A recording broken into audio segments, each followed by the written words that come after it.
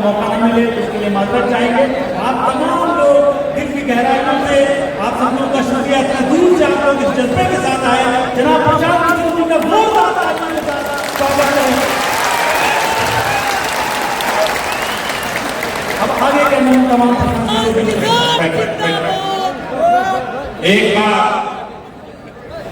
एक बार इस मिट्टी के सम्मान में हम लोग शुरू करेंगे। मैं बोलूंगा जय बिहार, आप सबको बोलो।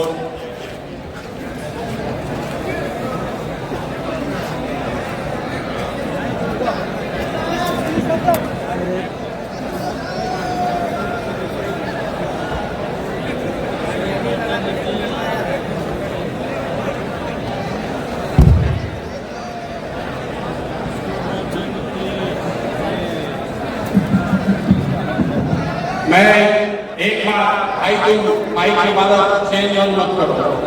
अब बैठे भी क्या है पीछे जगह खाली भीड़ कर रहे। मैं एक बार बोलूंगा जय बिहार, आप सबको बोलना है जय जय बिहार, जय बिहार।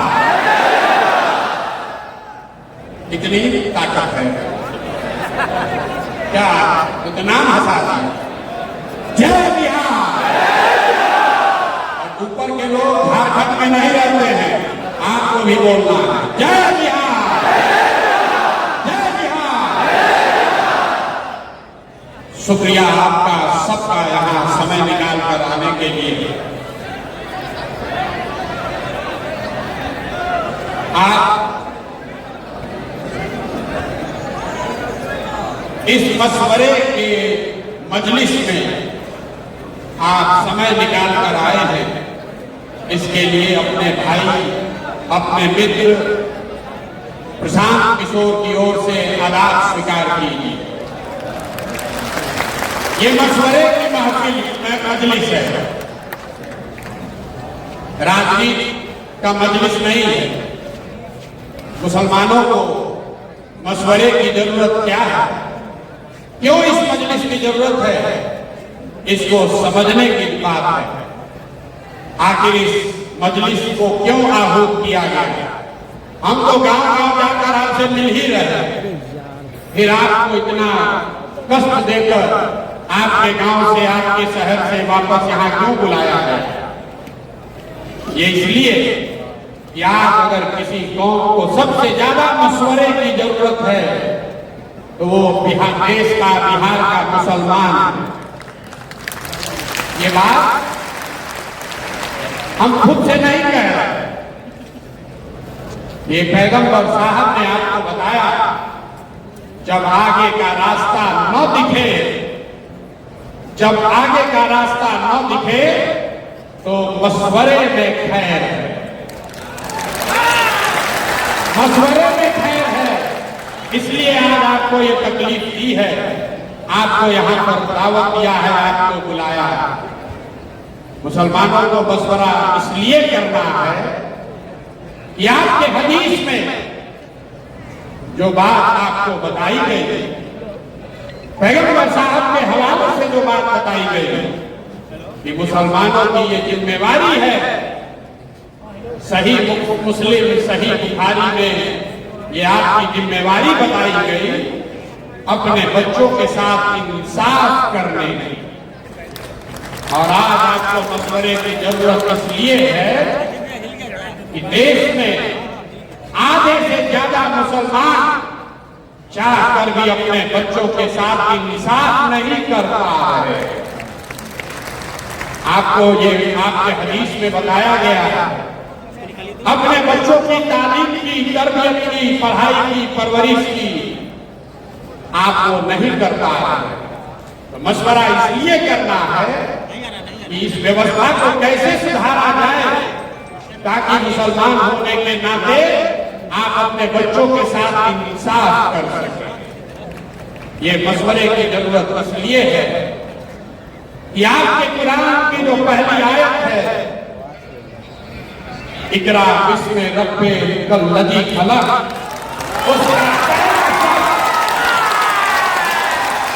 उसका पहला शब्द इकरा, जिसका मतलब है पढ़ो, जिसका मतलब है पढ़ो।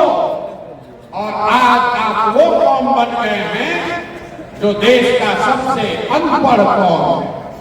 इसलिए आपको मशवरे की जरूरत है। आपको मशवरे की इस मजलिस में आने की इसलिए जरूरत है कि जिस कौम ने, आपके पुरखों ने अपने खून पसीने से इस देश की आजादी में, इस देश को बनाने में कुर्बानी दी, उसी देश के पार्लियामेंट में, उसी देश के पार्लियामेंट से ऐसे कानून बनाए जा रहे हैं जिससे मुसलमानों का एक बड़ा वर्ग अपने आप को असहज महसूस कर रहा है। उसी पार्लियामेंट से CA/NRC का कानून बन गया। उसी पार्लियामेंट से वक्फ बोर्ड की नई कहानी लिखने की कोशिश की जा रही है। इसलिए ये मशवरे का वक्त है। मशवरे का कि इस मजलिस की जरूरत इसलिए है कि 20 करोड़ मुसलमान जिनको आप वोट नहीं देते हैं उसकी बात छोड़िए, कम से कम 10 करोड़ वोट जिसको आपने दिया है, जब कोई गरीब लाचार असहाय मुसलमान रोड पर भीड़ के द्वारा मार दिया जाता है तो आपका 10 करोड़ वोट पाने वाले लोग उसमें से 10 आदमी भी आपके साथ खड़ा नहीं होता। इसलिए मशवरे की जरूरत है। इसलिए ये आज मजलिस बुलाई गई है। इसलिए ये मजलिस बुलाई गई है कि मिलकर मशवरा करके कोई ऐसा रास्ता निकाले कि इन बातों पर अमल किया जा सके। मैं प्रशांत किशोर आपका नेता नहीं हूं, मैं आपका रहनुमा न हूं, न होने का दावा करता। जन सुराज कोई दल नहीं है, जन सुराज दल नहीं है। जन सुराज वो व्यवस्था है, वो सोच है कि इन सारे मशवरे के बाद जो चीज तय की जाए उसको ईमानदारी से जमीन पर अमल किया जा सके। इसलिए मैं वही प्रशांत किशोर हूं जिसने नरेंद्र मोदी को 2014 में चुनाव जीतने में मदद किया।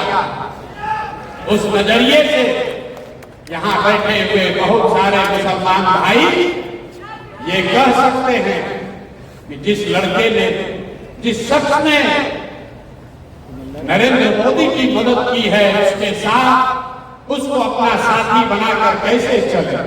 बात तो ठीक है, मोदी को हमने बनाया नहीं है, लेकिन वहां पहुंचने में अपना कंधा जरूर लगाया है।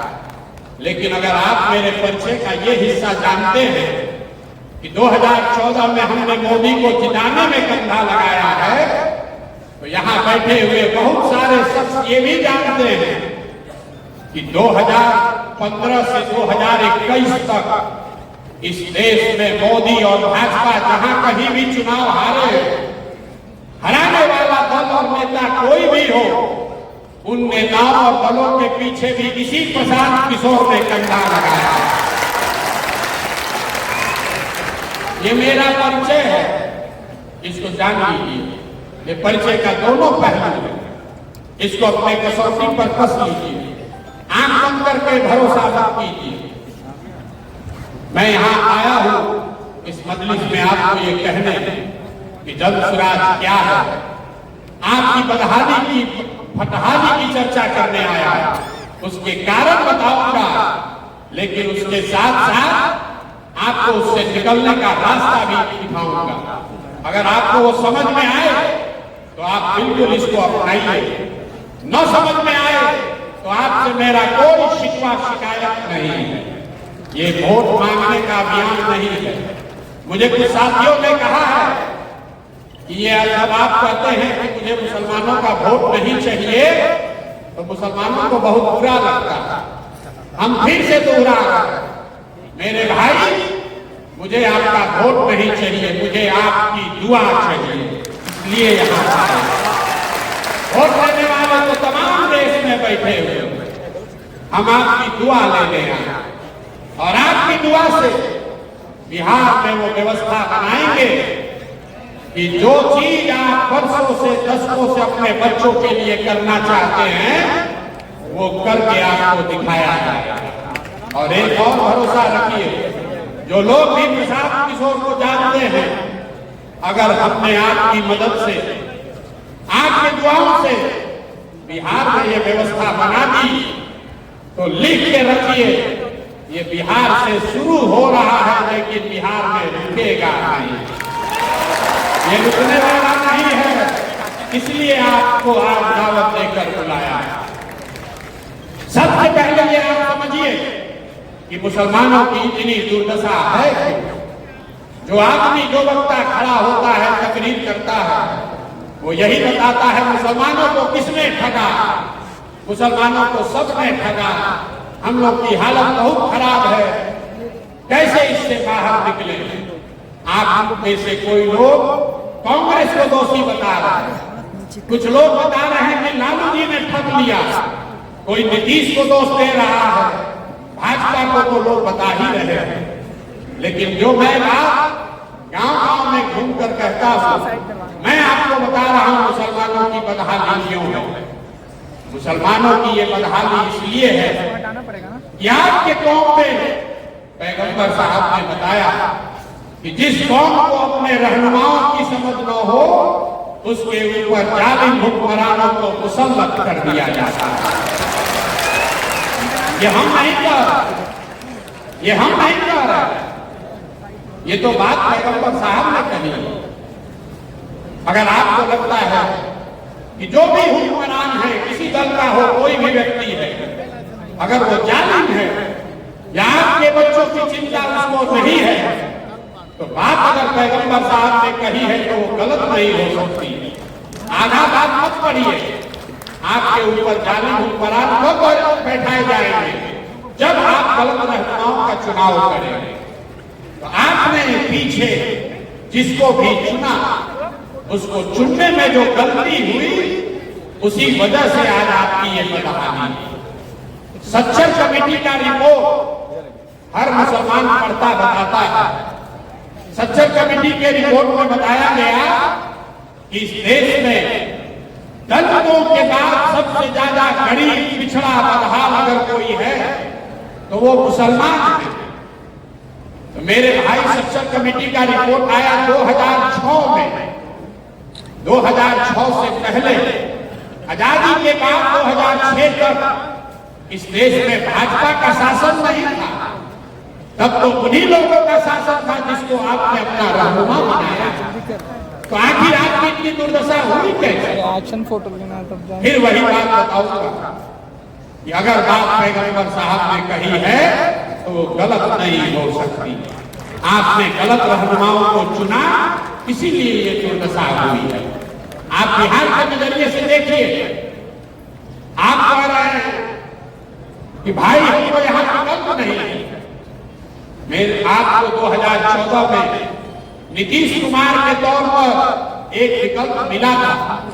आज मैं नीतीश के विरोध में खड़ा हूं, लेकिन 2014 में नीतीश कुमार ने मुसलमानों के साथ कोई गलती, धोखा नहीं किया। आपको याद होगा 2010 में जब नीतीश और भाजपा की सरकार चल रही थी बिहार में, तो 2010 के विधानसभा चुनाव में यही नीतीश कुमार है जिसने नरेंद्र मोदी को बिहार में घुसने नहीं दिया। 2005 से लेकर 2014, 12, 13, 14 तक आपके लिए नीतीश कुमार ने कुछ अलग से किया हो या न किया हो, बिहार में जो काम हुआ उसका थोड़ा बहुत फायदा मुसलमानों को भी हुआ। आपके साथ कुछ गलत नहीं हुआ। तब आपको नीतीश कुमार को अपना रहनुमा बनाना चाहिए था। ये वही नीतीश कुमार है जो 2014 में 13 में जब मोदी जी को प्रधानमंत्री का चेहरा बनाया गया तो गठबंधन से, भाजपा से अलग हो गए। लेकिन वही नीतीश कुमार जब 2014 में लोकसभा चुनाव लड़ने आए तो मुसलमानों ने उनको अपना रहनुमा, अपना रहबर नहीं बनाया। आपने उनकी मिट्टी पलीत कराया। ये आपकी सोच है। और वही नीतीश कुमार अभी 2 महीना, 6 लोकसभा चुनाव के पहले सीएए पर आपके खिलाफ वोट देने के बाद 2017 में आपको ठगने के बाद वही नीतीश कुमार फिर जब इंडिया अलायंस में चले गए तब आपको उनको अपना रहनुमा नहीं मानना चाहिए था, लेकिन मुसलमानों को लगा कि नीतीश कुमार अब हमारा नया रहनुमा हो सकता है। तो जब नीतीश कुमार को रहनुमा बनाना चाहिए था तब आपने नीतीश को छोड़कर लालटेन पकड़ लिया, और जब नीतीश पर भरोसा नहीं करना चाहिए था तब आप उसमें रहनुमा खोज रहे थे। इसलिए आपको दोनों बार ठगना सहन करना पड़ा। अगर आप अपने सही रहनुमाओं का चुनाव नहीं करेंगे तो जीवन में कभी भी आपके पास खुशहाली नहीं आ सकती।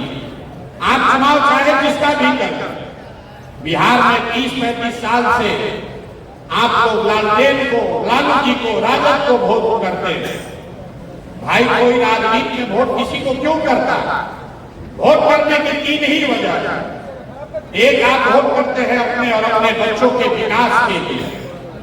दूसरा, आप वोट करते हैं अपनी राजनीतिक भागीदारी के लिए।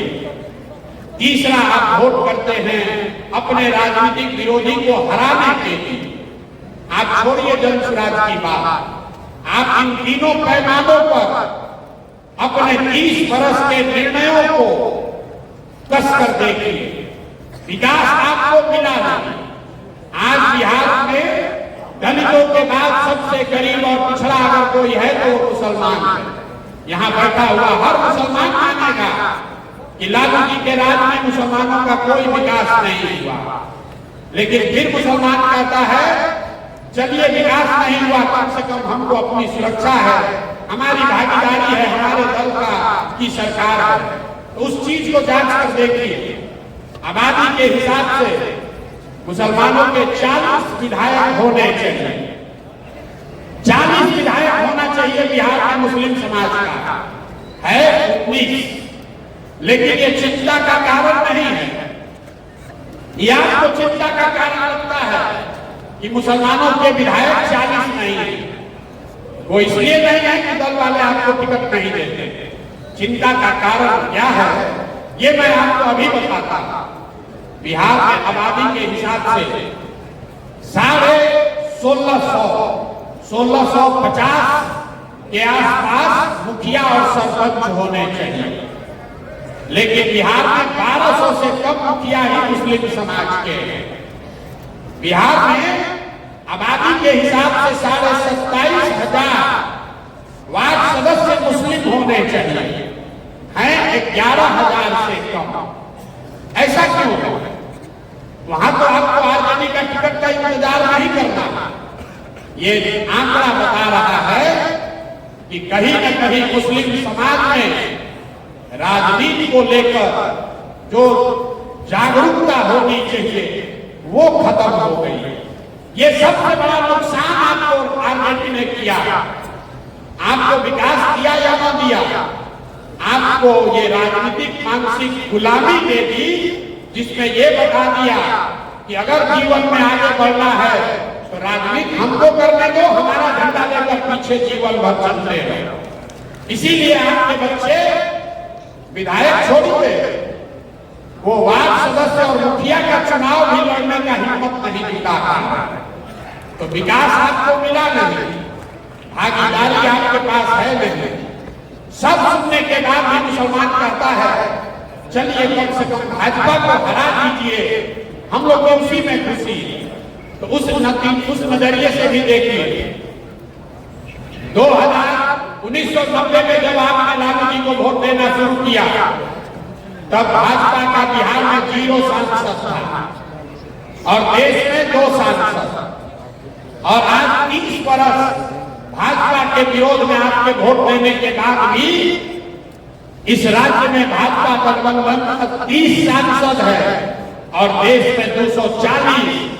तो भैया आपको विकास मिला नहीं, भागीदारी मिली नहीं और भाजपा को आप हरा पाए नहीं, तो आप क्यों उसी लकीर पर चले जा रहे? इसलिए मशवरे की जरूरत है कि बैठिए, मशवरा कीजिए कि कोई दूसरा रास्ता है या नहीं। आपको क्या बताया गया? रास्ता न दिखे तो साहिबे। नमस्ते हमारे प्रिय दर्शकों, आप सबका हमारे चैनल में बहुत बहुत स्वागत है। आप लोग ऐसा ही हमारे साथ प्यार बनाए रखें और चैनल को ज़्यादा से ज़्यादा शेयर करें, लाइक करें, सपोर्ट करें, जिससे मुझे मोटिवेशन मिले और आप लोग के लिए ऐसा ही रेगुलर वीडियो डेली आते रहेगा। इसलिए आप हमारे चैनल को सब्सक्राइब करें। जय हिंद।